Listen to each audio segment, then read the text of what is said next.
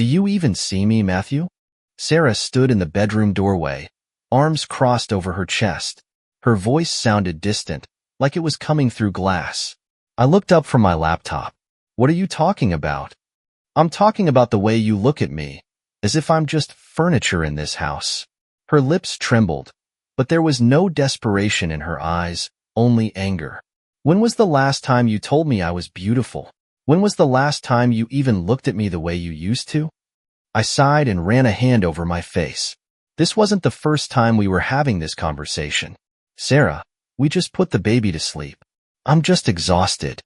Exhausted. She repeated the word with bitterness. And what about me? Do I get to rest? Or am I supposed to juggle the house, the baby, and reminding you that I'm actually your wife, not just the mother of your son? I said nothing. What was there to say? I really didn't see her the way I used to. The Sarah I had fallen in love with was gone. Now, she was a woman with perpetually tired eyes, wearing a faded t-shirt, her hair thrown up in a messy bun.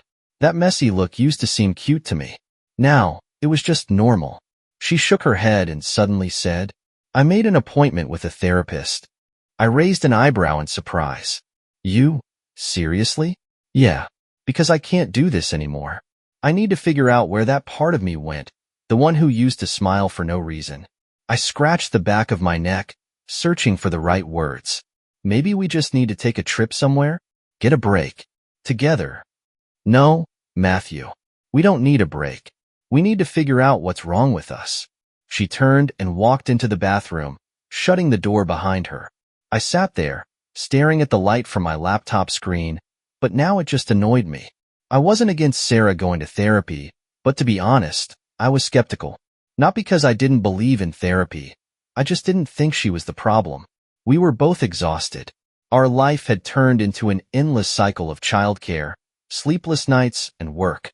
How was talking to some stranger supposed to fix that?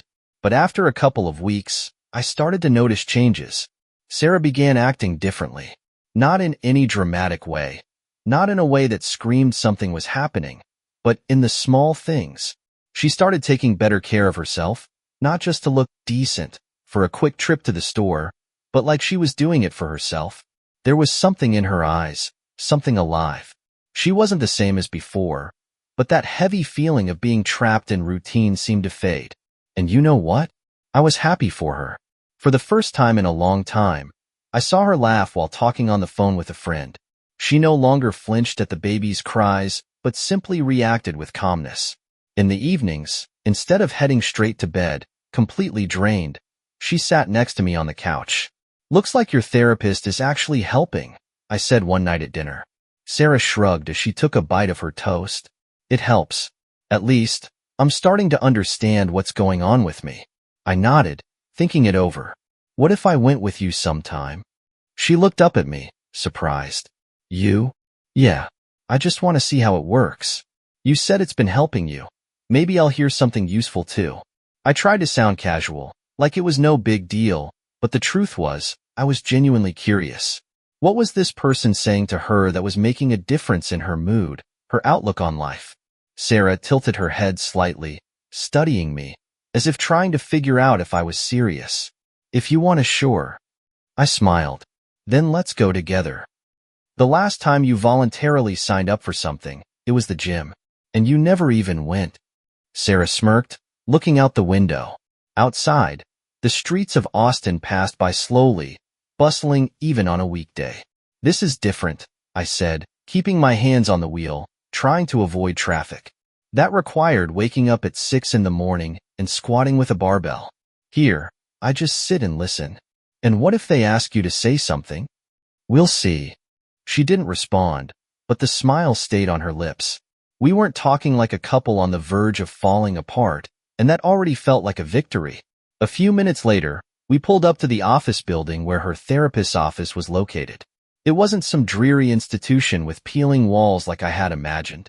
Instead, it was a sleek business center, glass facade, neatly trimmed lawn out front, a spacious parking lot. Sarah had spent weeks here, and for the first time, I wondered what it was like. Sitting in that office, spilling your thoughts to a stranger, and walking out feeling like life had somehow become easier. I turned off the engine and glanced at my wife. She looked calm, even confident.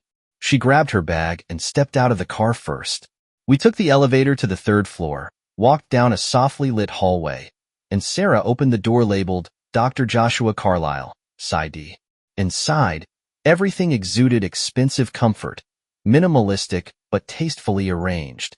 Plush chairs, books neatly lined on shelves, abstract paintings that probably cost more than my monthly salary. And then, I saw him. Dr. Carlisle rose from behind his desk, smiling, and extended a hand. "Matthew, nice to meet you. Sarah has told me a lot about you." He looked to be in his 40s, tall, fit, with neatly trimmed stubble. More like an actor playing a doctor on a primetime drama than an actual therapist. Composed, self-assured, with a firm handshake. "Thanks for coming," he said, gesturing for us to sit. I sank into the leather couch beside Sarah and suddenly felt out of place. "All right," Carlisle clasped his fingers together, looking at us. "Let's begin." He leaned back in his chair, observing us with a professional curiosity. "Sarah mentioned that your marriage changed after the baby was born. Do you both feel that way?" I glanced at my wife. She sat upright, hands resting on her lap, but her lips were pressed tightly together. "I think so," I answered. "It's inevitable. Our whole lives revolve around the baby now. We're exhausted, and there's barely any time left for each other." "And what about you, Sarah?" Carlisle turned to her. I saw her fingers tighten, then she took a slow breath. "I feel invisible." I frowned. "Invisible?" She looked at me for a moment, then shifted her gaze to the doctor. "I'm not saying Matthew is a bad husband. It's just, I stopped being a woman to him. I became the mother of his son, a reminder of chores, of things that need to get done. I look in the mirror, and I don't see the girl he used to look at with desire. I see a tired, older version of myself, and it makes me feel." She trailed off, biting her lip before giving a small, joyless smile. "Well, not beautiful." I wanted to say something, but Carlisle spoke first. "That's completely normal. A lot of women experience a loss of identity after having a baby. Pregnancy and motherhood. It's a huge shift. You were the center of attention for a long time, and then suddenly, the focus moved elsewhere. And now you're wondering, where am I in all of this?" Sarah nodded, and I noticed her shoulders relax just a little. "Exactly. But you do realize that your appearance hasn't changed your worth?" Carlisle leaned in slightly, looking at her intently. I expected her to answer right away, but instead, she bit her lip again and looked away. "Probably. But feeling that way is different." He smiled. "Then you need to relearn how to feel it." At that moment, I noticed something. Sarah adjusting her hair, flipping it over her shoulder. Just a casual gesture, but somehow, it felt different. Unfamiliar. I watched her. She wasn't just sitting there talking. Her eyes were bright, her voice softer, her cheeks slightly flushed. She laughed at his jokes. Too easily, too eagerly. Carlisle wasn't doing anything inappropriate, just listening, speaking, nodding in the right places. But suddenly, the room felt too small. I looked at him more closely, and for the first time, I felt something strange. The session ended, though I couldn't even pinpoint exactly how we wrapped things up. There was some summary from Carlisle, a few generic takeaways, but it all went over my head. I was too busy trying to make sense of what the hell had just happened. Sarah looked satisfied. Not just calm, pleased. Like someone who had finally received something they'd been waiting for. We stepped out into the hallway, and I reached into my pocket for my keys when she suddenly stopped. "Damn," she muttered, patting her thigh. "What is it?" "I think I left my phone." She quickly turned back, tossing over her shoulder. "Wait for me in the car. I'll be right back." I nodded, but something inside me tightened. 10 seconds ago, her phone was in her hands. I watched her walk back, knock on the door, and step inside again. I stood there for a moment, then exhaled and headed for the elevator. On the way down, I tried to convince myself I was overthinking. Damn it, she could have actually left her phone behind. But something didn't sit right. I got into the car and tossed the keys onto the dashboard. I waited a minute, then 2, 5, 10. What the hell is she doing in there? I exhaled sharply and opened the door. I crossed the parking lot quickly and stepped back into the building. The lobby was quiet, the only light flickering in the distance from a vending machine. I walked toward the elevator, pressed the button, and as I waited, I felt my jaw clench. What was I expecting? That I'd walk in and see her just rummaging through her bag by the desk? Maybe they were talking. Maybe he was explaining something to her? But then why was it taking so long? The elevator doors slid open, and I stepped inside. The third floor greeted me with a heavy silence. The hallway was empty.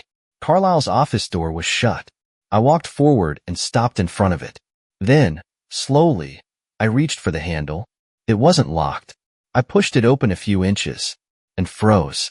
Sarah was inside, sprawled on that sleek leather couch, in that new, ravenous, almost insatiable state of hers. And next to her, Carlisle, his hands on her body, her fingers in his hair, her lips on his skin. I could hear their breathing, hear the sounds she no longer made with me. The world collapsed into a single frame. I didn't know how long I stood there, paralyzed. And then, suddenly, I slammed the door shut. The loud crack of wood against the frame echoed through the hallway. No one ran out. No one even called after me. I turned and walked away. I don't remember how I made it to the elevator. My legs moved automatically, like I was just leaving another dull meeting and heading back to my car. But this wasn't just another meeting. My mind was a mess. I felt like I was losing it, like this couldn't be real, like maybe I had seen it wrong. But the image replayed over and over. Skin against skin, hands tangled in hair, lips, muffled moans. Sarah, my wife. I blinked, but the picture was still there, twisting my stomach into knots. I didn't know what to feel. Anger? Pain? Disgust? I felt nothing.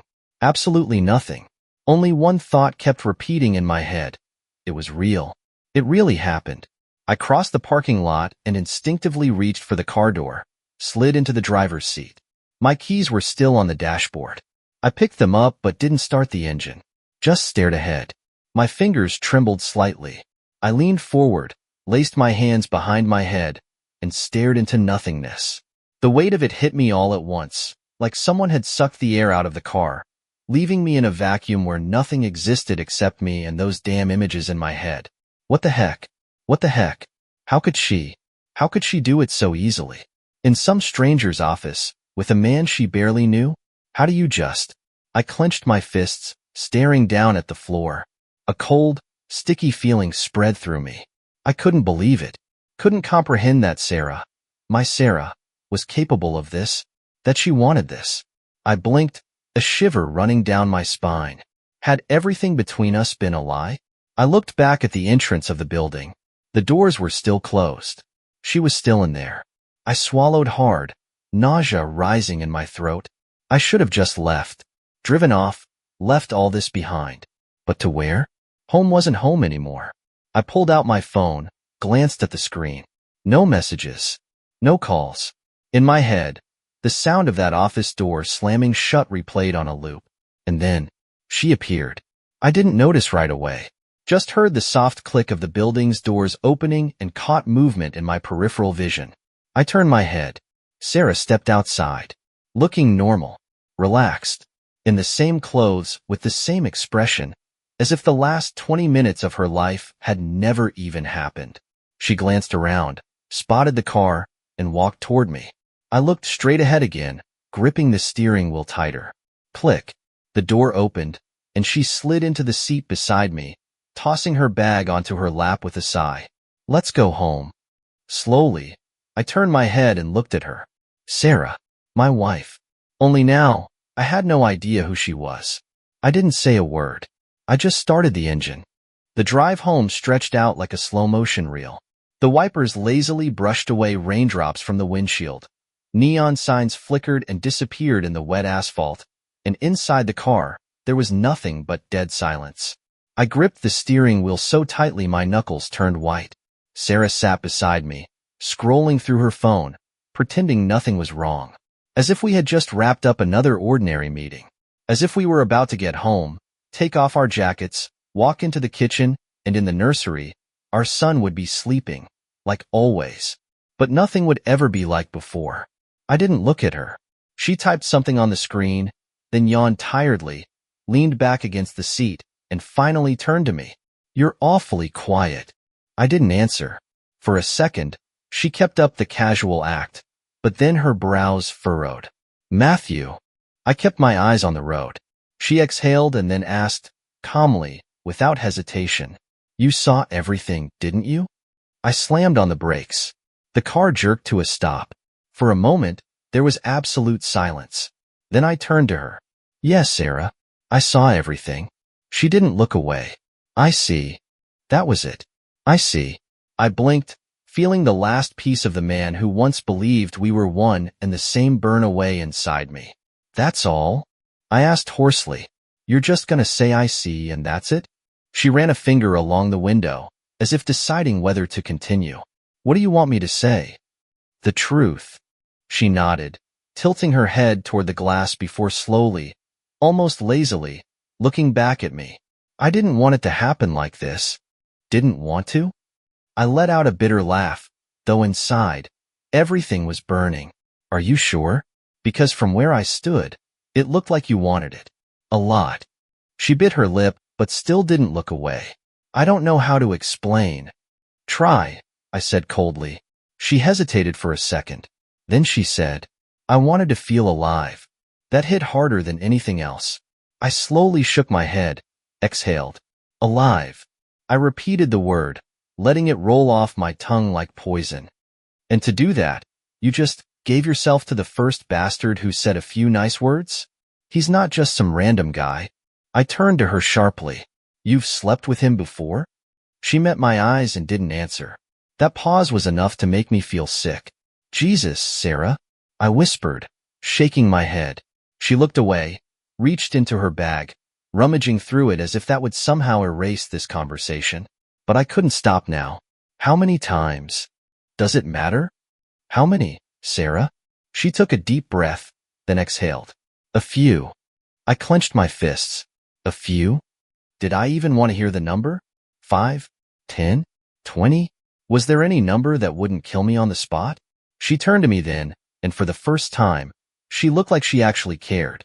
"This isn't about you, Matthew." I laughed, a dry, bitter sound. "Oh, of course. Of course, it's not about me. This is all about your feelings, right? About how you were sad, how you were struggling." She stiffened. "Yeah, I was struggling. And so you went and slept with your therapist?" She closed her eyes for a second, as if steadying herself. I wanted to feel wanted. "And what am I?" My voice cracked. "I'm your husband, Sarah. I should have been the one." You looked at me like I was a ghost. I fell silent. Sarah met my eyes directly. "After the baby was born, you stopped seeing me as a woman. You saw the mother of your son, a partner in running the household, but not me." "I'm not justifying what I did, Matthew. I'm just telling you how it was." I clenched my teeth to keep from shouting. What the hell? Was she seriously blaming me right now? I took a deep breath, ran a hand through my hair. "That's not an excuse, Sarah." "I know. This is just..." I exhaled sharply, rubbing my eyes. "This is worse than anything." She watched me calmly, without tears, without regret. And maybe that's what killed me the most. I stayed silent for a long time. Then I turned the key and started driving. I couldn't believe what I was hearing. Sarah's words were so composed, almost detached, like she was just explaining why she chose a different sauce for her pasta at a restaurant. Like this wasn't destroying everything we had. I felt rage bubbling inside me, but alongside it, emptiness. "You're not even trying to apologize, are you?" My voice was rough. Sarah turned her head slightly, looked at me, then faced the window again. "An apology wouldn't change anything." I gritted my teeth. "Maybe you should still try. Would you forgive me?" She asked it so calmly, and that calm is what infuriated me the most. I turned sharply toward her. "You didn't even give me a chance to understand what was happening. You just decided I didn't want you anymore and ran straight to him?" She was quiet for a long moment, then answered softly, "Did you want me?" I opened my mouth but had no answer. She turned to me, and for the first time, I saw something that resembled emotion on her face. "Be honest, Matthew. When was the last time you looked at me the way you did in the beginning? When was the last time you wanted me, and not just went through the motions of being a husband? I gripped the steering wheel so tightly my knuckles went white. That doesn't mean you had to cheat on me. I know, she sighed, looking out the window again. But it happened. It happened. So easy. So simple. She said it like it was inevitable. Like there was no choice. Like I was supposed to understand. Suddenly, I couldn't breathe. I jerked the wheel and swerved onto the shoulder. The tires screeched against the wet asphalt. The car came to a sharp stop. I gripped the wheel, breathing hard, trying not to explode right there in the suffocating space that still smelled like her perfume. Then I yanked the door open and stepped out. Cold air hit my face. I took a few steps away, ran my hands through my hair, clenching them, trying to keep myself from screaming. I just couldn't sit in that car with her for another second. I drove her home. We didn't speak. Not a single word. The road stretched long and tense, but there was no rage left in it. Only silence. A vast, deafening silence. When we pulled up to the house, Sarah silently opened the door and stepped out without looking back. I stayed in the car. For a few more minutes, I just sat there, gripping the steering wheel, staring at the glow of the windows. My house. My damn house. But inside, it wasn't mine anymore. I got out of the car, walked up the porch steps, and unlocked the door. The house was quiet. Only the ticking of the living room clock filled the space. Sarah went straight to the bedroom, leaving me alone. I went upstairs, walked into our room, and started packing. I didn't think. I just moved, opening drawers, throwing clothes into a bag, grabbing my laptop, my phone charger. I didn't even know where I was going, but I knew one thing. I wasn't staying here. I couldn't sleep in the same bed where she woke up. I couldn't be in this house, where every corner still carried her. With my bag packed, I walked down the hall and peeked into my son's room. He was asleep. Small, peaceful, unaware that his world had just cracked apart. I leaned down, gently ran my fingers through his hair, inhaling that warm, familiar scent of childhood. And suddenly, the pain hit me. Not for myself. For him. For us. I straightened, looked at him one last time, and walked out. I checked into a small hotel in downtown Austin. Just a standard room, bed, desk, coffee maker. Nothing personal. Nothing that reminded me of the life I had just left behind. Sarah didn't call. She didn't text. Not a single word. She just let me go. And somehow, that was the hardest part. I thought she'd at least try to say something. Ask me to come back. Explain. But days passed, and my phone stayed silent. Every evening, I sat on the edge of the bed, turned on the TV without really listening. I played it all back in my mind, over and over. Her words, her face, that damn moment in his office. And the more I thought about it, the clearer it became. I could never trust her again. Not ever. 3 weeks passed. I wasn't living. I was just existing. Wake up, work, eat tasteless food, force myself not to think. But one morning, as I looked at my phone yet again and saw nothing, something inside me clicked. I couldn't wait anymore. I couldn't hope that something would change. Sarah had made her choice. Now it was time for me to make mine. That same day, I booked an appointment with a lawyer. The office was downtown, on the 10th floor of a sleek glass building. Austin buzzed around me. People living, moving, rushing, while my life collapsed and restarted all at once. I took a deep breath. I had no plans to speak to her. Didn't see the point. But life always seems to find room for one last conversation. Sarah called me that evening, the night before my meeting with the lawyer. I looked at the screen. Her name was still saved as Sarah with a little red heart next to it. I ran a tired hand down my face and hit answer. "Hey," she said, her voice calm. "Hey." A few seconds of silence. "I guess you're going to the lawyer tomorrow?" "Yeah." She exhaled. "I've been thinking, maybe we should meet? Talk?" I clenched my phone in my hand. "About what, Sarah?" "I don't know," she admitted honestly. "Maybe just to end this the right way?" I let out a quiet laugh. "The right way? Do you really think there's a right way to end something you destroyed?" She was silent for a long time. "You never really tried to understand me, Matthew." I closed my eyes, feeling anger rise again. There it is, I said. What? You're doing it again. Doing what? Talking like this was my fault. I'm not saying it was your fault, but you're not admitting it was yours either. Another pause. You used to love me, didn't you? She asked softly. I gritted my teeth. I did. Then, can you really just erase it all? I tightened my grip on my knee, exhaled through my nose. I'm not erasing anything, Sarah. You did that. I didn't want it to end this way. But it did. Silence. Then her voice dropped to almost a whisper. If you could go back, would you? I thought about it.